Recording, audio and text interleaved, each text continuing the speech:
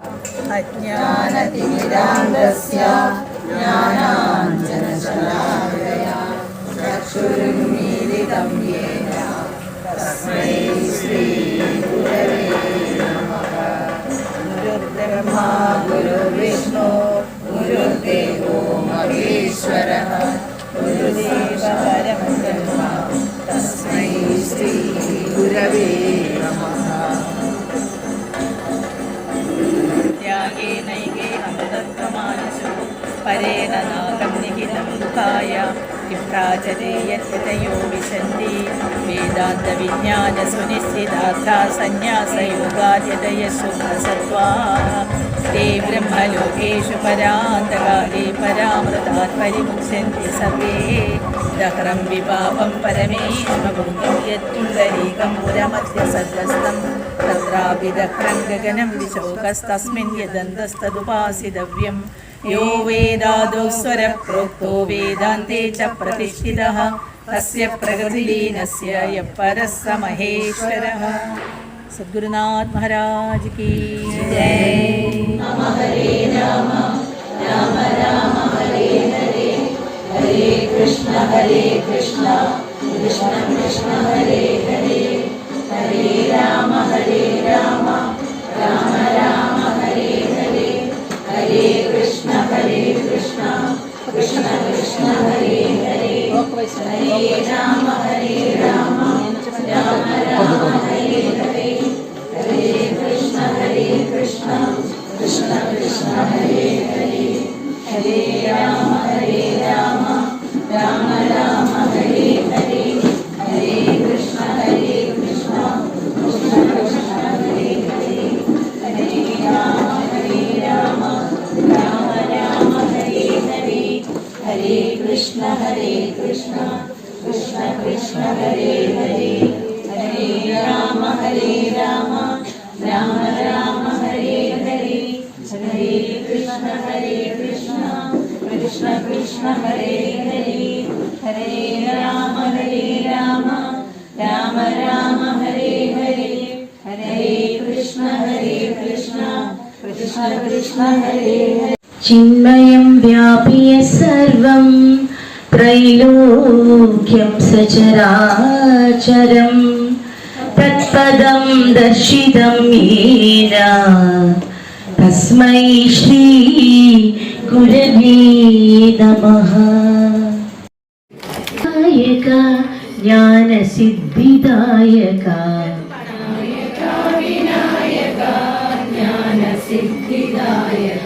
नायक विनायक ज्ञानसिद्धिदायक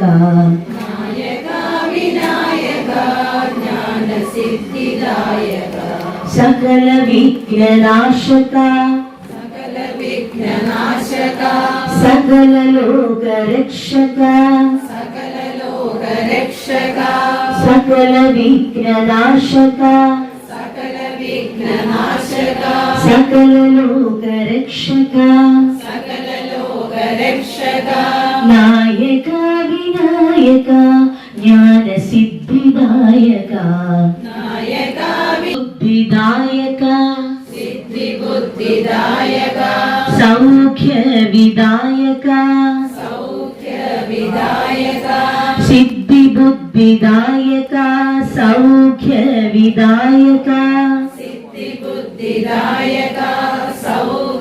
विदायक नायक विनायक ज्ञानसिद्धिदायक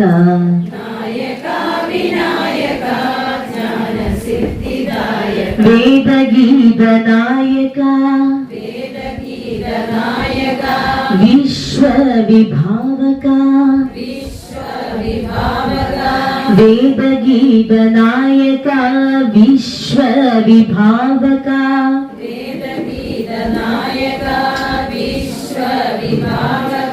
नायक विनायक ज्ञानसिद्धिदायक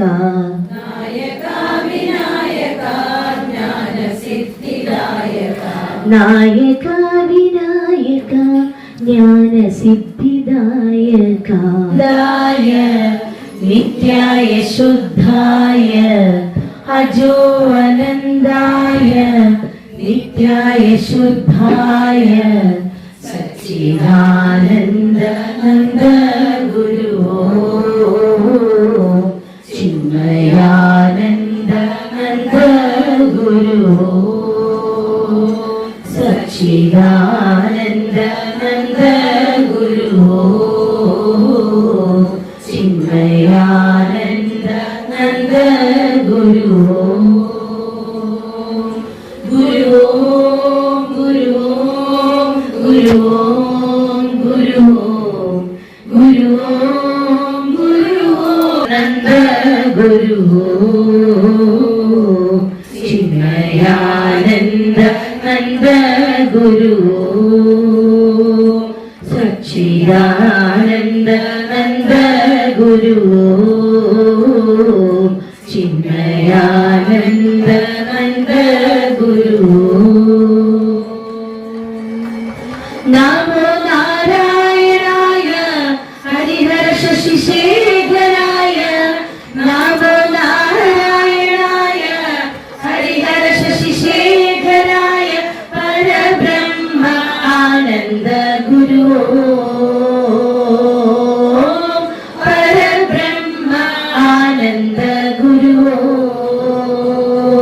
सच्चिदानंद आनंद नंद गुरु सच्चिदानंद नंद गुरु चिन्मयानंद नंद गुरु चिन्मयानंद नंद गुरु चिन्मयानंद नंद गुरु सुंदर नंद मुकुंद हरिनारायण हरिओ हरि सुंदर नंद मुकुंद हरिनारायण हरिओ हरि केशव हरि गोविंद हरिनारायण हरिओ हरि केशव हरि गोविंद हरिनारायण हरिओ हरि सुंदर नंद मुकुंद हरिनारायण हरिओ सुंदर नंद मुकुंद हरिनारायण हरिओ वनमाली हे गिरिधारी गोवर्धन गिरिवरधारी वनमाली हे गिरिधारी गोवर्धन गिरिवरधारी नित्य नित्य कर माखन चोरी गोपी वनमाली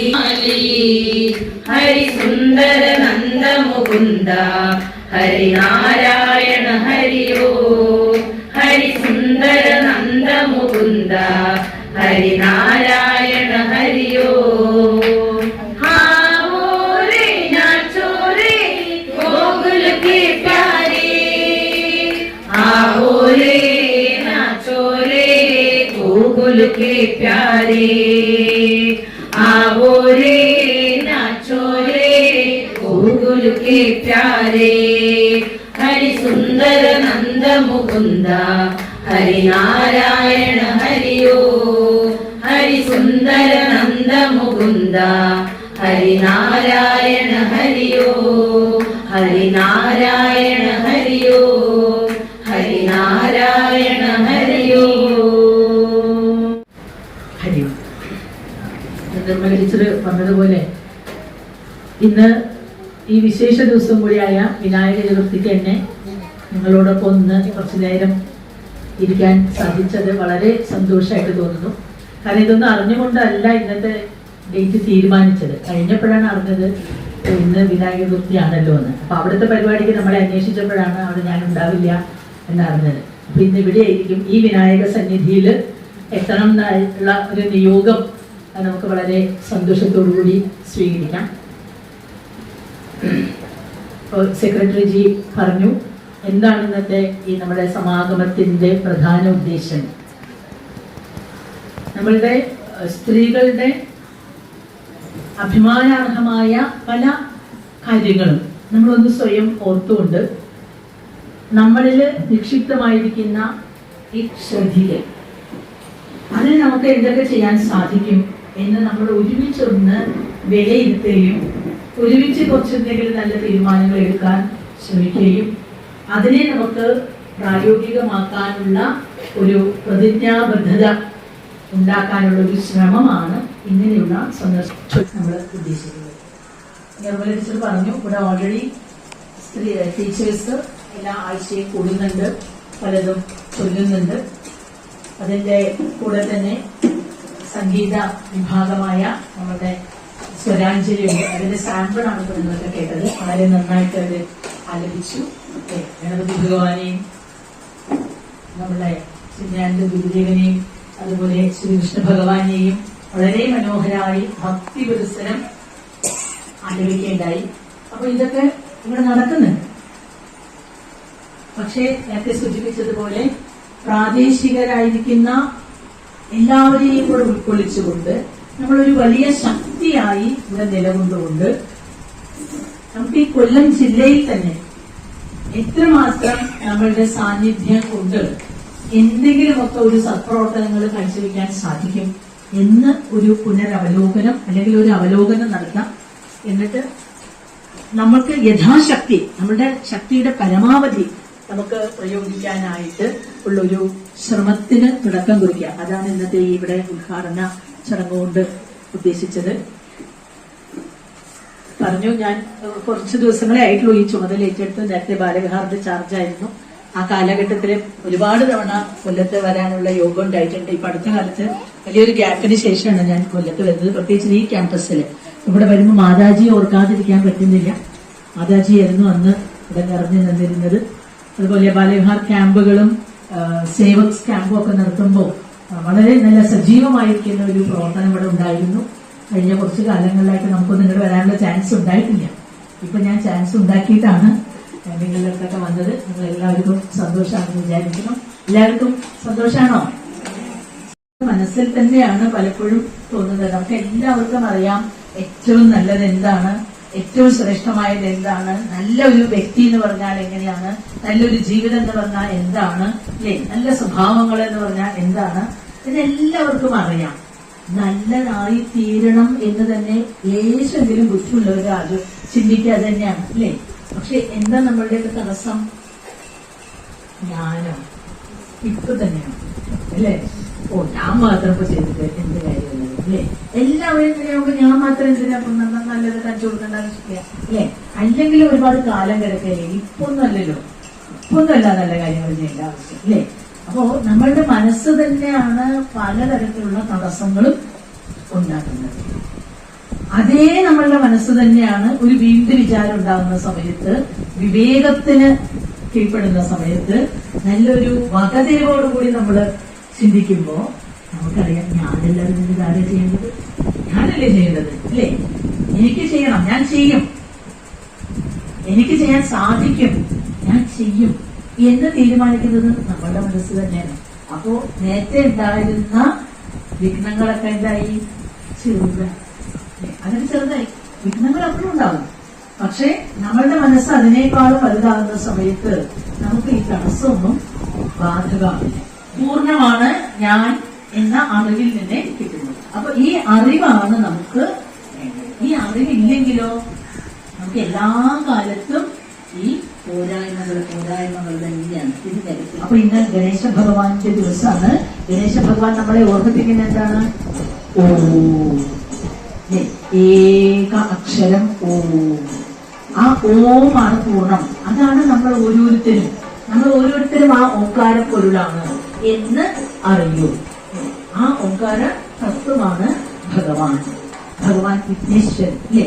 അപ്പൊ ആ അതിനെയാണ് നമ്മൾ ലക്ഷ്യമാക്കേണ്ടത്. പക്ഷെ ആ ലക്ഷ്യത്തിലേക്ക് നമ്മൾ എങ്ങനെ പോകണം?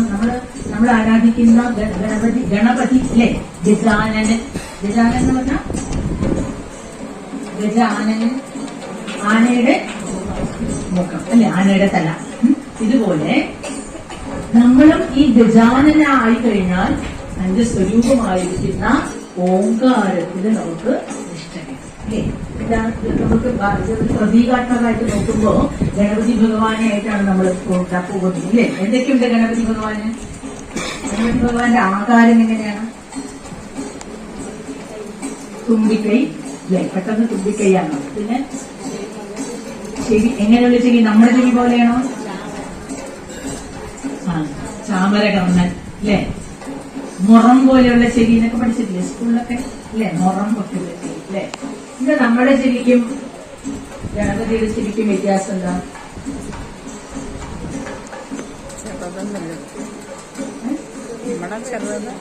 ഒന്ന് ചെറുതാണ്, ഒന്ന് വലുതാണ്. പിന്നെ ഒന്ന് ഗണപതി ചെവി നമ്മളെ പോലെ എപ്പോഴും ഇങ്ങനെ സ്റ്റഡിയാണോ? എന്താ ചെയ്യാ? കൊണ്ടിരിക്കും. അപ്പൊ എന്താ ഇത് പറയുന്നത്? ചെവി ശ്രവണം ചെയ്യാനുള്ളതാണ്. സത്യത്തെ ശ്രവിക്കണം, കൂടുതൽ കൂടുതൽ ശാസ്ത്ര കേൾക്കണം. നമ്മളെ കുറിച്ച് പറഞ്ഞിട്ടുള്ളത് നമ്മുടെ ശാസ്ത്രങ്ങളിലാണ്. അത് ഇനിയും കേൾക്കണം, ഇനിയും കേൾക്കണം. ഭദ്രം കർണേഭി ശ്രുയാമദേവഹ, ഭദ്രമായിട്ടുള്ളത് കേട്ടുകൊണ്ട് കേട്ട് മടുത്തു. എത്ര തവണ ഈ ഭാഗവതം കേൾക്കണം, എത്ര തവണ ചൊല്ലാം, എന്താ കേട്ടുകൊണ്ടേയിരിക്കണം. അതിലാണ് നമ്മളെ കുറിച്ച് പറഞ്ഞിട്ടുള്ളത്. അത് കേട്ടുകൊണ്ടേയിരിക്കണം അല്ലെ. നമ്മളുടെ ചെവി തനിയെ ഇങ്ങനെ ആക്കാൻ പറ്റുമോ? നമ്മളുടെ ചെവി ആരും ആക്കാൻ ഇങ്ങനെ ടീച്ചർമാരും അല്ലെ, ഒക്കെ അല്ലെ. നമുക്ക് സ്വയമായിട്ട് അതിന് ചെയ്യാൻ സാധിക്കും അല്ലെ. അത് വലിയ ചെവി പറഞ്ഞ എന്താ, നല്ല ശ്രദ്ധ കൊടുത്ത് നമ്മള് കേൾക്കേണ്ടതാണ്. പിന്നെ ഗണപതിയുടെ തല എങ്ങനെയാ? തല, മസ്തകം തല താട്ടിയിട്ടാണോ ആന നടക്കുക? അല്ലേ, എന്തൊരു നടത്തം കണ്ടില്ലേ? ആന തടംപേറ്റിയ പോലെ എന്നൊക്കെ പറയില്ലേ? എന്താണ്?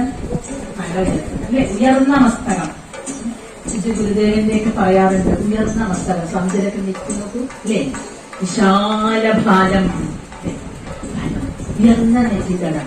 ആ മസ്തിഷ്കം നല്ല ബുദ്ധി, സൂക്ഷ്മ ബുദ്ധിയുടെ പ്രതീകമാണ്. അതായത് നമുക്ക് എപ്പോഴും തലയോർത്തിക്കൊണ്ട് നടക്കാൻ സാധിക്കുക. തെറ്റ് ചെയ്താൽ തലയോർത്തി നടക്കാൻ പറ്റുമോ? അരുതാത്തത് ചെയ്താൽ പറ്റുമോ? ഇല്ല. അപ്പൊ എല്ലാവരും മുമ്പിൽ തലയോർത്തിക്കൊണ്ട് നടക്കണമെങ്കിൽ എന്ത് വേണം? ശരിയായ അറിവ് വേണം. അറിവാണ് നമ്മളുടെ ഉത്തമാംഗം. അറിവ് നേടൂ. ഈ ശാസ്ത്രം ശ്രവണം ചെയ്ത് അറിവിൽ നടക്കൂ. മനസ്സല്ല ജയിക്കരുത്, ബുദ്ധി ജയിക്കണം. എന്നിട്ടോ എന്താ ലക്ഷ്യം വെക്കേണ്ടത്? ഇപ്പൊ നമ്മള് ഭാഗ്യമായിട്ട് നോക്കുകയാണെങ്കിൽ ആനയൊന്ന് മനസ്സിൽ കാണാം. നമ്മൾ പൂജിക്കുന്ന ഒരു ഇതാണ്. ആന എങ്ങോട്ടാ നടക്കാം? ആന പുറകോട്ട് നടക്കാറുണ്ടോ? കണ്ടിട്ടുണ്ടോ എവിടെയെങ്കിലും പുറകോട്ട് നടക്കുന്നത്? ഇല്ല. ആന എത്ര ദൂരെ ഉള്ളത് കാണും അല്ലേ? അപ്പൊ നമ്മളൊന്നും കണ്ടിട്ടുണ്ടാവില്ല. ആന എന്തോ ദൂരെ ഒന്ന് ഫിക്സ് ചെയ്തിട്ടുണ്ടാവും അല്ലേ? ഒറ്റ പോക്കാണ്, നേരെ ലക്ഷ്യം ദൂരെയാണ് അല്ലേ. ആ ലക്ഷ്യത്തിലേക്ക് നടന്നു തുടങ്ങിയാൽ പുറകോട്ട് നടക്കുന്ന പ്രശ്നമില്ല. അനില്ലേ, അത് ചെറുതാണോ? ആന വലുതാണ്. കണ്ണോ? കണ്ണ് എവിടെയാണ്?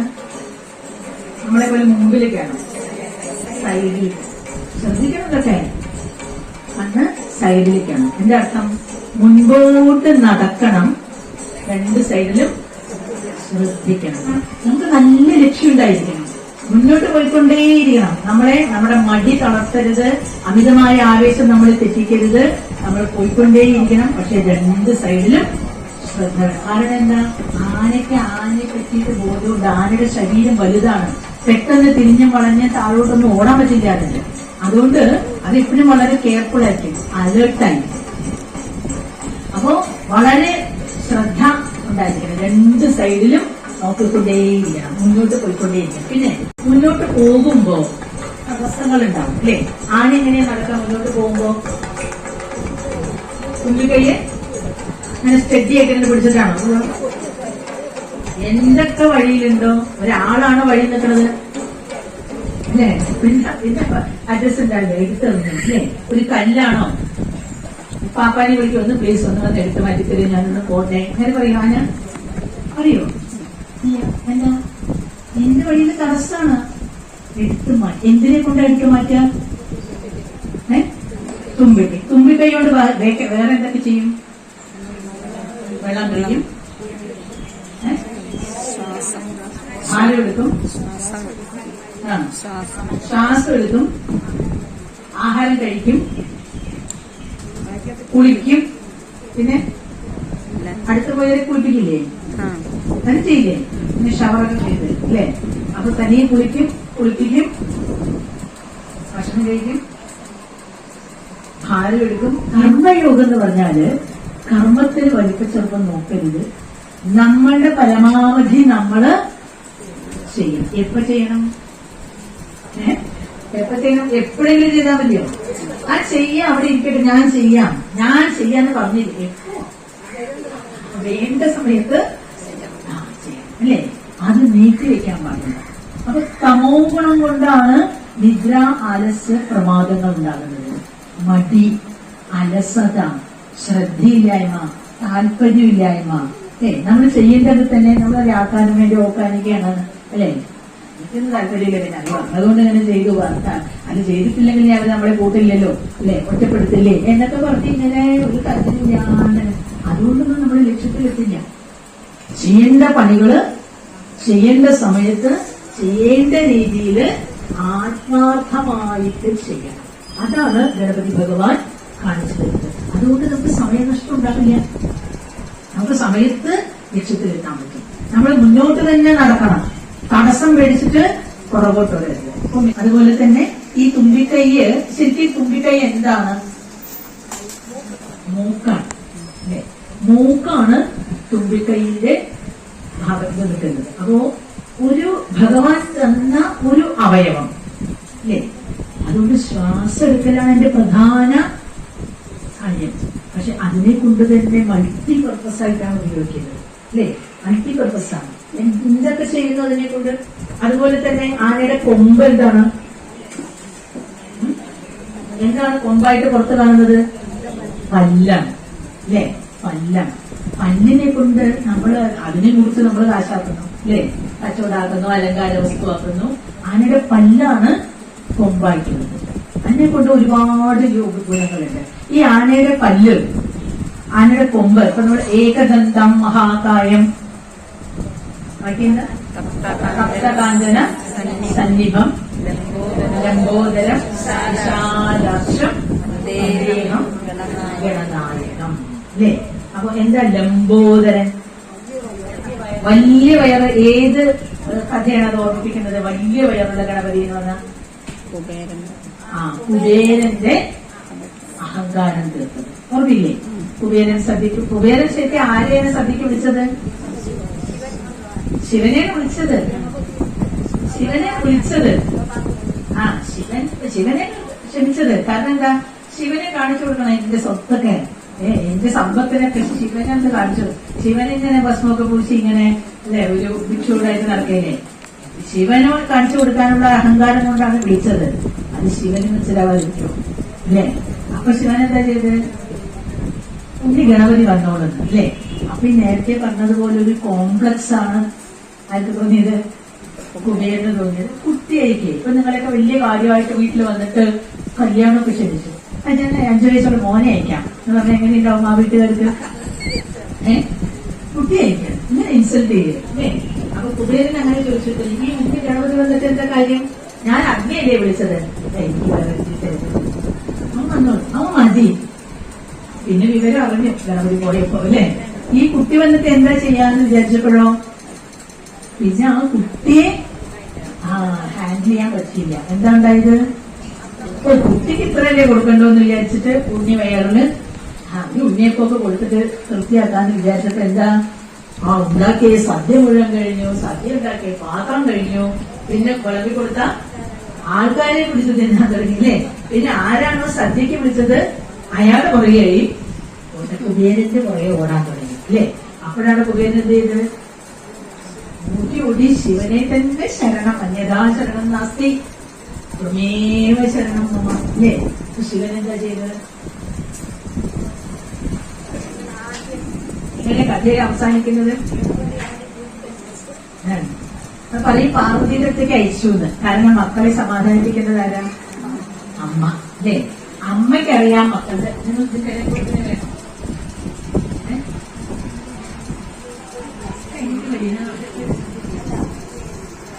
അത്യാവശ്യം. അപ്പോ അമ്മയുടെ അടുത്തേക്ക് അയച്ചു എന്നാ പറഞ്ഞത്. അപ്പൊ പാർവതി ദേവി എന്താ കൊടുത്തത്? എന്ത് കൊടുത്തിട്ടാ തൃപ്തിയേക്ക്? അപ്പൊ മോദകം ഉണ്ടാക്കാനൊന്നും സമയമില്ല. മോദകത്തിനൊക്കെ പണിയില്ലേ? അവലും മലര് അവലും മലരാണ് കൊടുത്തത്. അതായത് എന്താ മലര് എന്ന് പറഞ്ഞാല് മലരെങ്ങനെയാ ഉണ്ടാക്കുന്നത്? മറക്കുമ്പോ മലർന്ന് വരുന്നത് തന്നെ മലര് അല്ലേ? മലർ അരി നെല്ലാണ് ആവുന്നത് അല്ലേ? നെല്ലിന് കനം കൂടുതലല്ലേ? കനം കൂടുതലുള്ള വസ്തുക്കൾ എന്ത് ചെയ്യും? താന്നു പോകും അല്ലേ? കനം കുറഞ്ഞ വസ്തുക്കളാണ്. അപ്പൊ നമുക്ക് ആധ്യാത്മിക ഉയരങ്ങളിലേക്ക് എത്തണമെങ്കിൽ എന്താവണം? ലൈറ്റ് കനം കൂടാൻ പാടില്ല. നമുക്ക് എവിടെ കനം കൂടുന്നത്? എവിടെ കനം കൂടുന്നത്? നമുക്ക് ഇവിടെ അങ്ങനെ കനമുണ്ട് ഇപ്പോഴും. തോളിലൊരു കനം അല്ലേ? ഇപ്പോഴത്തെ കനം ശരിക്കും കനം എവിടെയാണ്? അല്ലേ? മനസ്സിലാണ് കനം മുഴുവൻ അല്ലേ? നമ്മൾ ചിലപ്പോ ഇറക്കി വെച്ചപ്പോ എനിക്ക് സമാധാനമായി. ഇറക്കി വെക്കാൻ ബാക്കിയായിട്ട് എന്തെങ്കിലും സാധനം ഉണ്ടോ? ഇല്ല. ഞാൻ ചില കാര്യങ്ങളൊന്ന് തുറന്നു പറയും അല്ലെ? എന്റെ കല്ലിറക്കി വെച്ച പോലെയാണ് അല്ലേ? വേറെ എവിടെ കനം? തലക്കനം അല്ലേ? തലക്കനം അല്ലേ? ഈ തലക്കനം വരുന്നത് എപ്പോഴാണ്? അഹങ്കാരം ഉണ്ടാകുന്നത് അല്ലേ? മനസ്സ് കനക്കുന്നത് എപ്പോഴാണ്? അല്ലേ? മനസ്സ് അല്ലേ? ശിവായ നമ ശിവായ നമ നമ ശിവായ ശിവോഹം ശിവോഹം ശിവോഹം ശിവോഹം ഞാനാണ് ആ ശിവൻ. അല്ലെങ്കിൽ നമ്മളോ ദേഹോഹം അല്ലേ? ശരീരമാണ് ഞാൻ, സ്ത്രീയാണ് ഞാൻ, പുരുഷനാണ് ഞാൻ, രോഗിയാണ് ഞാൻ, ഭാഗ്യമില്ലാത്തവളാണ് ഞാൻ. അല്ല, ഞാൻ ശിവനാണ് ശിവനാണ് ശിവനാണ്. ഈ തത്വത്തെ പറഞ്ഞില്ല. അപ്പൊ ഇങ്ങനെ നോക്കുമ്പോ നമുക്ക് പ്രധാനമായിട്ട് ഈ അറിവിനെ നേടലാണ്. അറിവ് നേടണമെങ്കിൽ നമ്മുടെ മനസ്സ് ശാന്തമാകണം. അപ്പൊ നമുക്ക് കർമ്മയോഗം ചെയ്യണം. കർമ്മയോഗം കൊണ്ട് അന്ധകരണ ശുദ്ധി നേടി ഭക്തിയിലൂടെ ആ ബുദ്ധിയെ ഏകാഗ്രമാക്കി ആ ബുദ്ധിയെ കൊണ്ട് നമ്മളുടെ സ്വരൂപത്തെ അറിയാം. അതിനെ പൂർണ്ണമായിട്ട് നമ്മൾ ആനന്ദിക്കാം. അപ്പോഴാണ് നമ്മുടെ മനുഷ്യജന്മം പൂർണ്ണമാകുന്നത്. ഇതാണ് ചിന്മയാനന്ദ സ്വാമിജികൾ ദീർഘദർശനത്തോടുകൂടി വിഭാവനം ചെയ്തത്. ഈ എല്ലാ പദ്ധതികളിലും ഇതെല്ലാം ഒരുക്കിയിട്ടുണ്ട്. അപ്പൊ ഞങ്ങളൊക്കെ ശരിക്കും എത്ര ഭാഗ്യവാന്മാരാണ് ഞങ്ങളുടെ ഇന്ന് ചിന്തിക്കുകയായിരുന്നു. നോക്കൂ, കർമ്മം ചെയ്യാനുള്ള മേഖലയുണ്ട് അല്ലേ? ഇപ്പോ വിദ്യ തന്നെ 2 തരത്തിലുണ്ട്. വിദ്യേ വേദിതവ്യേ അപരാവിദ്യയുണ്ട്, പരാവിദ്യയുണ്ട്. അപരാവിദ്യയാണ് ഭൗതിക വിദ്യാഭ്യാസം. ഭൗതിക വിദ്യാഭ്യാസം എന്ന് പറഞ്ഞാൽ നമുക്ക് നമ്മുടെ കാര്യങ്ങളൊക്കെ നടക്കണമെങ്കിൽ ജോലി വേണം, പൈസ, അതിന് വേണ്ട വിദ്യാഭ്യാസം വേണം, പിന്നെ ലോക കാര്യങ്ങൾ അറിയാനേ അല്ലേ? ആ വിദ്യാഭ്യാസത്തിലും ഒരു ആധ്യാത്മികരെ പരിധി കൊടുത്തുകൊണ്ട് വിദ്യാഭ്യാസ സമ്പ്രദായമാണ് ചിന്മയ വിദ്യാലയം അല്ലേ? സ്കൂൾ വിത്ത് എ ഡിഫറൻസ് ആണ്. School with a difference. What is the difference? ആ സ്പിരിച്വൽ ടച്ച്. ഞാനാണ്. ഏതൊരു സ്പിരിറ്റാണ് എന്റെ വാക്കുകളെയും മനസ്സിനെയും ഇന്ദ്രിയങ്ങളെയും എല്ലാം പ്രവർത്തിപ്പിക്കുന്നത്. അതിനെ കുറിച്ച് മുതലേ ശ്രദ്ധിക്കാനും ബഹുമാനിക്കാനും ആ പരുളാണ് എല്ലായിടത്തും ഉള്ളത് എന്നുള്ള വിശാല ഭാവന കൊണ്ടുവന്ന് സമൂഹത്തിന്റെ നല്ല സന്തതികളാക്കി തീർക്കാൻ വേണ്ടിയിട്ടുള്ള വിദ്യാഭ്യാസമാണ് ചിന്മയാനന്ദ സ്വാമിജി വിഭാവനം ചെയ്തത്. അത് നിങ്ങളുടെ ഈ നാട്ടിലുണ്ട്. അപ്പൊ ഈ വിദ്യാലയത്തിനെ ബുദ്ധിയോടുകൂടി നിർത്തേണ്ടത്, അതിനെ 10 മടങ്ങ് വളർത്തേണ്ടത് ആരുടെ ഉത്തരവാദിത്തമാണ്? ആരുടെയാണ്? പ്രദേശവാസിയാണ്. നിങ്ങളുമാരാണ്. ഞങ്ങളുടെ നാട്ടിലൊരു വിദ്യാലയമുണ്ട് അല്ലേ? അതിപ്പോ അടച്ചു പോയാലും വിരോധമില്ല, കൊഴിഞ്ഞു പോയാലും വിരോധമില്ല. എന്റെ മക്കളൊന്നും കുറവ് പഠിക്കുന്നില്ല, എന്റെ പേരക്കുട്ടികളെയും കൂടെ പഠിത്തം കഴിഞ്ഞു എന്ന് പറഞ്ഞ് കൈകഴുകി നിൽക്കരുത്. നിങ്ങൾക്ക് എല്ലാവർക്കും കാരണം എന്താ? ഗുരുദേവന്റെ വിഭാവനാണ്. അഭിമാനത്തോടുകൂടി ഈ ഭൗതിക വിദ്യയോടുകൂടി ആധ്യാത്മികതയുടെ പശ്ചാത്തലത്തില് ഭൗതിക വിദ്യ നേടുക. അതുപോലെ തന്നെ നമ്മളുടെ ഭക്തി വർദ്ധിക്കാനായിട്ട് അല്ലേ? ക്ഷേത്രം എനിക്ക് ഓർമ്മയുണ്ട്, പണ്ടതിന് ചെറിയ അമ്മ പൂജിച്ചിട്ടുണ്ടായി ചെറിയൊരു ഇതായിരുന്നു. അതിനൊരു ക്ഷേത്രമായി വളരും. അതിലെ പതിവായിട്ട് ആരാധനകൾ നടത്താം, അഭിഷേകങ്ങൾ നടത്താം, അർച്ചനകൾ നടത്താം, പ്രാർത്ഥിക്കുക അല്ലെ, നമസ്കരിക്കുക, ഇതൊക്കെ ചെയ്യും തോറും അത് വേണം. ആർക്ക് വേണ്ടിയിട്ടാണ്? നമ്മൾ ഓരോരുത്തർക്ക് വേണ്ടിയിട്ടാണ്. പ്രാർത്ഥിക്കുമ്പോൾ